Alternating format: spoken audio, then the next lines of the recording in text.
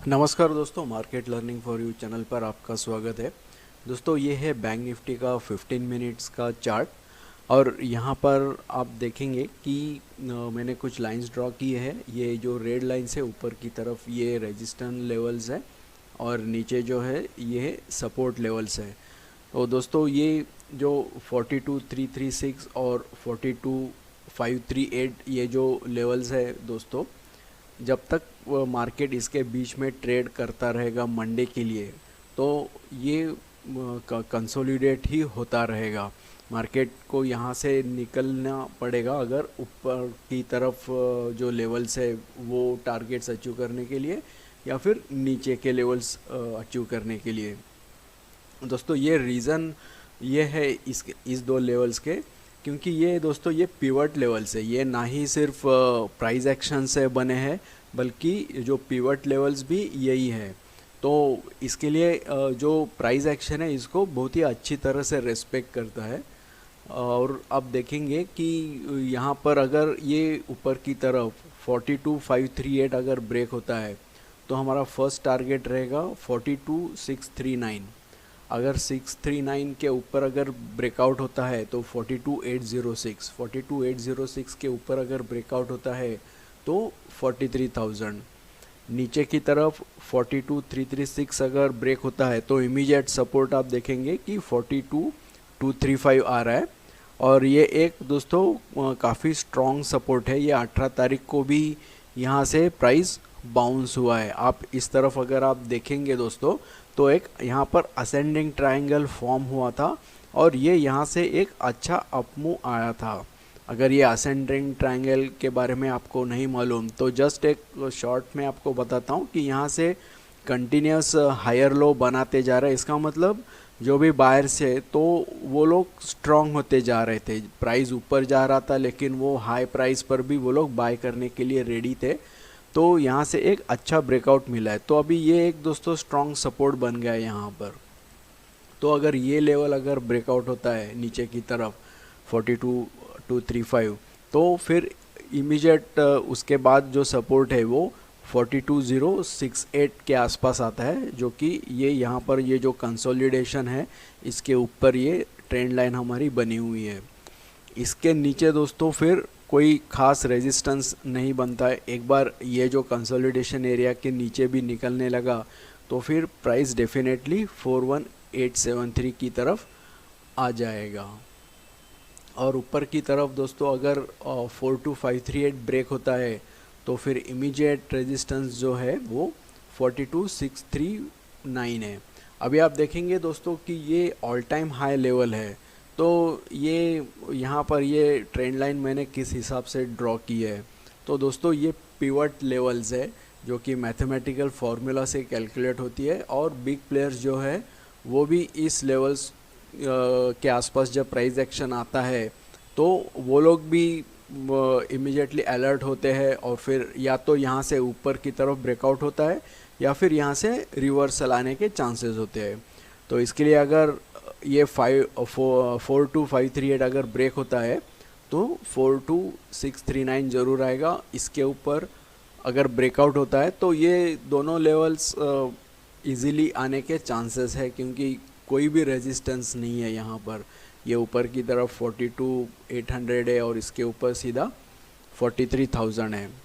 और प्लस हमेशा दोस्तों ये जब भी ये ट्रेंड लाइन्स ब्रेक होते हैं तो एक 5 मिनट की कैंडल कम से कम इसके ऊपर क्लोजिंग होने के लिए आप वेट कीजिए।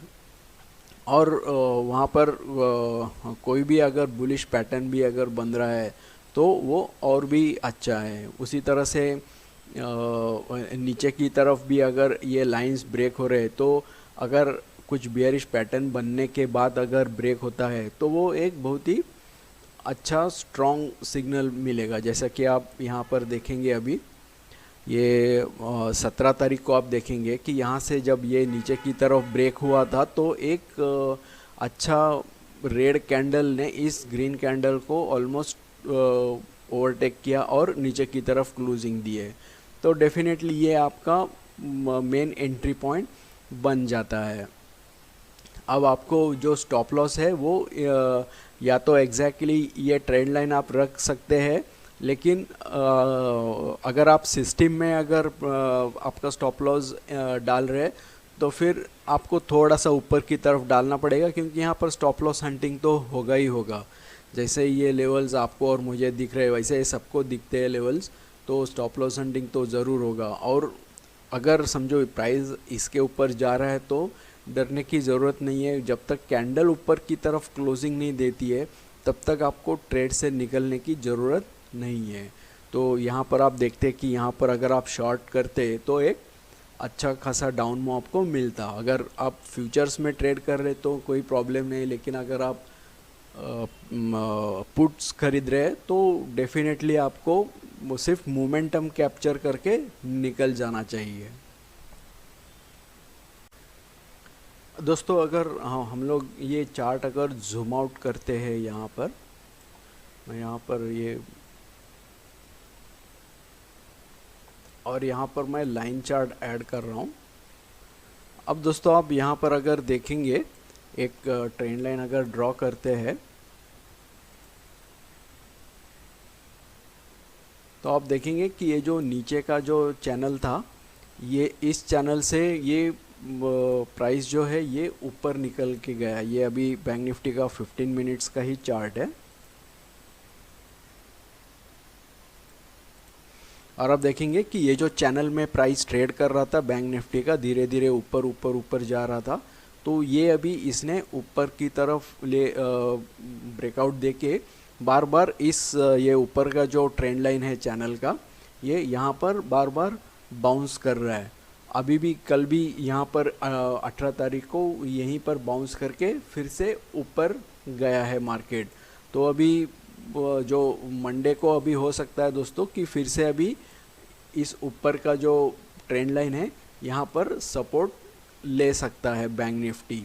अगर मंडे को अगर बुलिश रहेगा तो हो सकता है कि या तो प्राइस यहाँ तक जाके फिर से नीचे आ जाए। तो हाई प्रोबेबिलिटी है कि हाँ, अगर ये ऊपर की तरफ ही निकलता है तो हमारा जो सेकंड टारगेट है वो इजीली अचीव हो सकता है, वो जो कि है 42639। तो अगर और फिर यहाँ पर अगर इसको रेजिस्टेंस मिलता है तो फिर से ये नीचे के ट्रेंड लाइन की तरफ आ सकता है। अगर ये यहीं से अगर नीचे की तरफ आता है और अगर ये ब्रेकआउट देता है दोस्तों, तो फिर से ये चैनल में आ जाएगा और फिर से हम लोग ये नीचे के ट्रेंड लाइन की जो प्राइस है यहाँ पर इस लेवल पर प्राइस आ सकता है। तो सीधा फिर हमें 41873 तक प्राइस एक्शन हम लोग देख सकते हैं। दोस्तों ये है बैंक निफ्टी का अभी वीकली का चार्ट, और मैंने यहाँ पर ये 2150 और 200 EMA लगाया है और प्लस नीचे ये RSI भी लगाया है। और आप देखेंगे दोस्तों कि यहाँ पर मैंने पिछले हफ्ते आपको बताया था कि यहाँ पर एक डोजी बन गया है, और एक जब डोजी बनता है तो आपको एक अच्छा खासा मोमेंटम वाला नेक्स्ट दिन ट्रेड ज़रूर मिलता है। और जब क्योंकि ये एक वीकली कैंडल था तो इसके अगले वीक एक्चुअली हम लोग को एक्सपेक्टेड था कि एक कुछ बड़ा मूवमेंट हो, लेकिन ये फिर भी ये 1000 मूव्स का है कैंडल बना हुआ, लेकिन फिर भी ये एक ऑलमोस्ट डोजी जैसा ही बना है।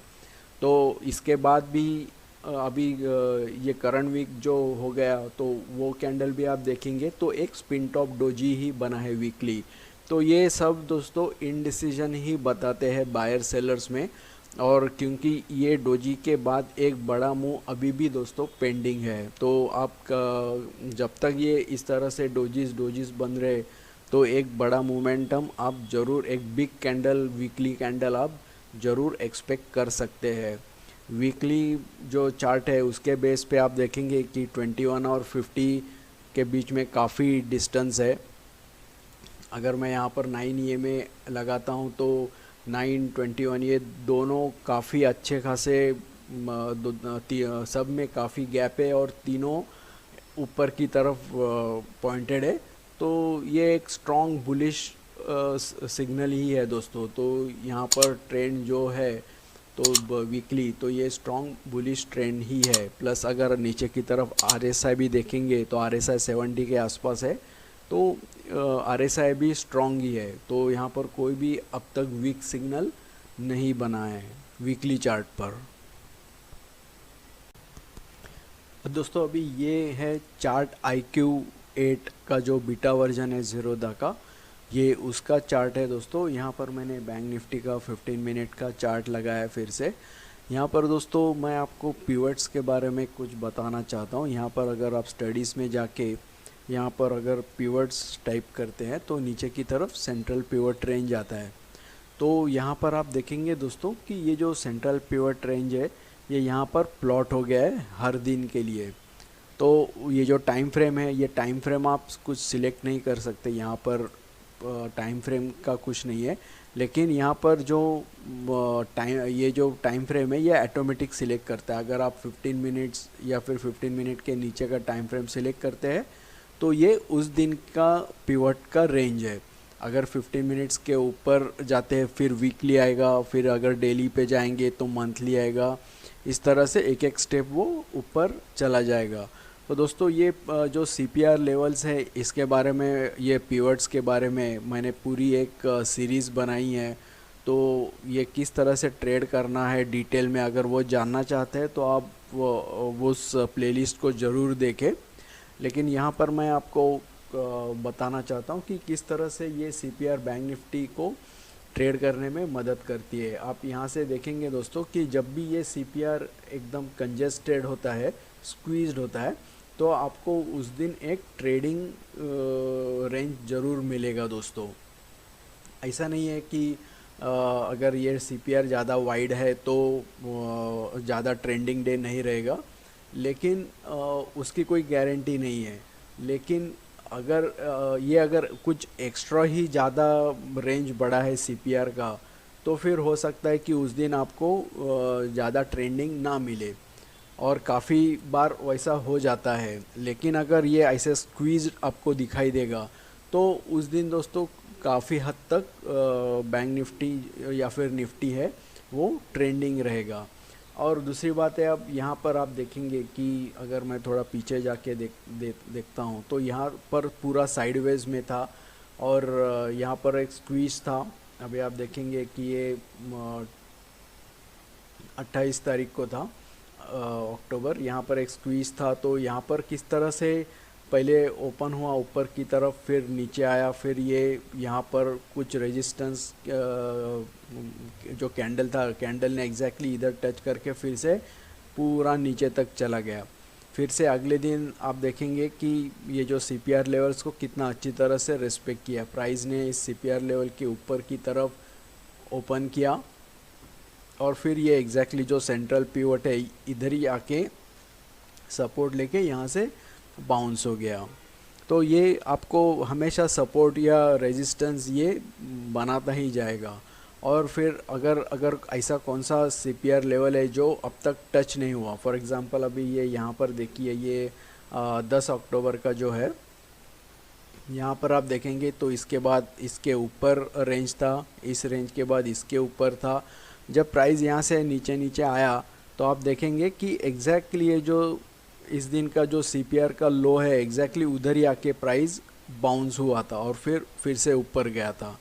तो इस तरह से ये तो इसको वर्जिन CPR बोलते हैं। तो ये सब मैंने अपने CPR कैमरिला का जो पिवट्स का प्लेलिस्ट है उसमें सब एक्सप्लेन किया हुआ है काफ़ी एग्जांपल्स के साथ, तो आप ज़रूर देखें। तो यहाँ पर बैंक निफ्टी भी सेम ये लेवल्स दोस्तों रेस्पेक्ट करता है।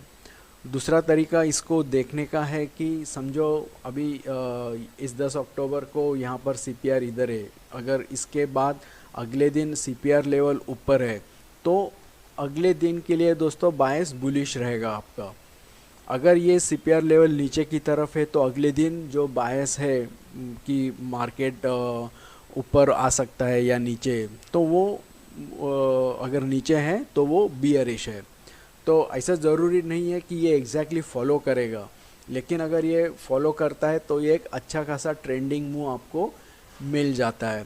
अगर समझो यहाँ पर ये ऊपर है सीपीआर लेवल्स और प्राइस नीचे खुलता है, तो इसका मतलब उस दिन मार्केट ने वो बुलिश बायस रिजेक्ट किया और नीचे और भी एक अच्छा मूव आपको देखने को मिलेगा। जैसा कि अभी यहाँ पर देखिए, ये 11 तारीख को जो सीपीआर था, इसके बाद में उसके अगले दिन आप ये 1 तारीख के बाद आप देखेंगे कि यहाँ पर अगले दिन ऊपर की तरफ सीपीआर था और प्राइस इसके ऊपर गया ही नहीं है। इसने ये बुलिश बायस रिजेक्ट किया और नीचे आया और एक बड़ा डाउन मूव इसने दे दिया।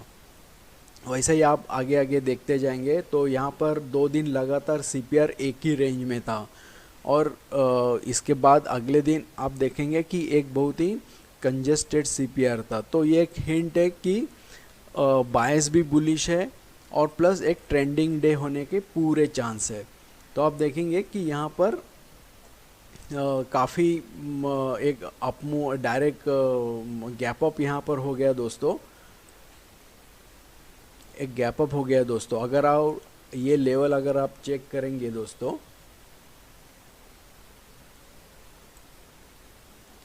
तो यहाँ पर था और ये लेवल अगर आप चेक करेंगे तो एग्जैक्टली ये इधर का जो हाई है यहाँ तक हाई तक ये जाके आया।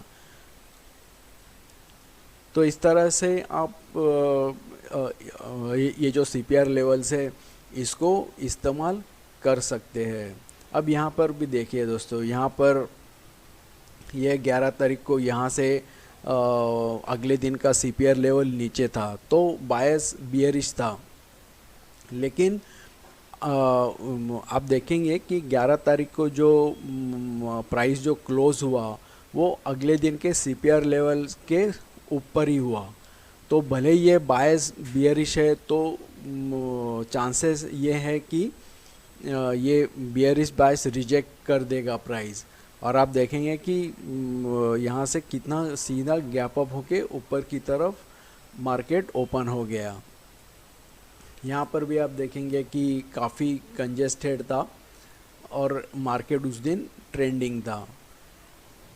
अब यहाँ पर आप देखेंगे कि फिर से 2 दिन लगातार एक ही रेंज में मार्केट था। एक्चुअली ये यहाँ पर ज़ेरोदा का चार्ट यहाँ पर गलत दिखा रहा है, तो इसके लिए मैंने अपने वीडियोस में बताया है कि ये मैंने सब फार्मूलेज भी आपके साथ शेयर किए हुए, तो एक आप एक्सेल शीट बना के फार्मूलेज उसमें डाल के ये खुद कैलकुलेट कर लीजिए, क्योंकि ये मालूम नहीं है क्यों गलत दिखाता है, लेकिन कल के लिए एक्चुअली ये सीपीआर लेवल इस सीपीआर के अंदर ही था, तो ये और काफ़ी कंसोलिडेट था, तो उसके वजह से ये फिर से एक काफ़ी आपको ट्रेंडिंग मूव यहाँ पर मिल गया। दोस्तों ये है अभी फिर से बैंक निफ्टी 15 मिनट का चार्ट, और यहाँ पर मैंने ट्रेडिंग व्यू का जो चार्ट है वो मैंने लगाया है, और यहाँ पर आप देखेंगे कि ये जो सीपीआर लेवल्स है ये मैंने मैन्युअली प्लॉट किए हैं, और यहाँ पर अभी जो मंडे के लिए है सीपीआर लेवल्स, तो सेंट्रल पिवट है 42417, जो लोअर पिवट है वो है जो सीपीआर रेंज का जो लो है वो है 42407, और जो सीपीआर का हाई है वो है 42427। अभी ये फिर से आप देखेंगे कि ये यहाँ पर एक बियरिश बायस बन रहा है, लेकिन प्राइस जो है ये जस्ट इसके ऊपर आके क्लोजिंग की है, लेकिन ये सीपीआर लेवल के अंदर ही है। तो अगर फिर से अभी अगर मंडे को यहाँ से नीचे अगर खुलता है और यहाँ पर कुछ रेजिस्टेंस मिलता है, तो फिर से आप यहाँ पर नीचे के लेवल्स देख सकते हैं। फ्राइडे को भी आप देखेंगे दोस्तों कि प्राइस इसके ऊपर खुला और नीचे आया, और ये दो कैंडल्स देखेंगे आप कि किस तरह से यहाँ से रिजेक्शन यहाँ इसको मिला और एक अच्छा खासा डाउन मूव यहाँ पर मिल गया था। तो उसी तरह से मंडे को भी ये सीपीआर लेवल्स को ऑब्ज़र्व करना कि यहाँ से बाउंस हो रहा है कि यहाँ से नीचे जा रहा है। अगर गैप अप या गैप डाउन होता है तो फिर इसका ट्रेडिंग का तरीका अलग होगा। आपको फिर बाकी के जो मैंने पहले जो वीडियो के स्टार्टिंग में जो सपोर्ट रेजिस्टेंस लेवल्स बताए हैं वो लेवल्स आपको यूज़ करने पड़ेंगे। तो दोस्तों आशा करता हूँ कि ये सब एनालिसिस आपको पसंद आया होगा। अगर पसंद आया है तो वीडियो को लाइक कीजिए, चैनल को सब्सक्राइब कीजिए, अपने दोस्तों के साथ शेयर कीजिए, बेल नोटिफिकेशन आइकॉन ज़रूर क्लिक करें, ताकि जो भी फ्यूचर में मैं इसी तरह के एनालिसिस के वीडियोस डालता रहूँगा उसके वीडियोस के अलर्ट्स आपको मिलते रहेंगे। वीडियो देखने के लिए धन्यवाद। Thank you very much.